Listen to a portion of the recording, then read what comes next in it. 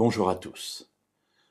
Lorsque j'écris et que je désire que les lecteurs s'arrêtent tout spécialement sur une idée, je mets une phrase pour que leur attention soit dirigée vers ce que je vais dire. Et ainsi, je sais qu'ils porteront une attention toute particulière à ce qui va suivre. Pourquoi faire cela ? Bien, tout simplement parce que dans un livre que l'on écrit, toutes les idées ne sont pas à la même hauteur, à la même force.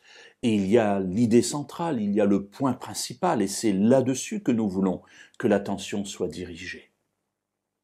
Alors il est intéressant de voir que dans la Bible, un auteur a utilisé cette méthode d'attirer l'attention, et nous trouvons cela dans la lettre aux Hébreux au chapitre 8 et au verset 1 et 2.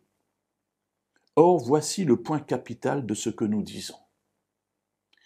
Voilà, l'auteur a éprouvé le besoin de dire je ne veux pas simplement que les gens avancent avec mes idées, mais je veux vraiment que là, ils fassent particulièrement attention à ce qui va suivre.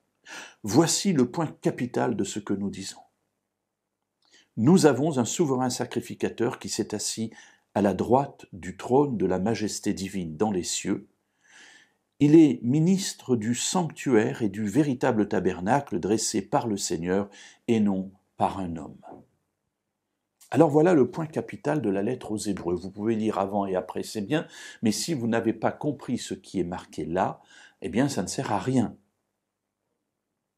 Le point capital, c'est que nous avons un souverain sacrificateur assis à la droite du trône de la majesté divine, c'est-à-dire à la droite du trône de Dieu. Donc Dieu est assis à sa droite, le souverain sacrificateur est assis. Qui est ce souverain sacrificateur ? La lettre aux Hébreux, toute la lettre aux Hébreux est là pour nous dire que c'est Jésus, c'est le Messie.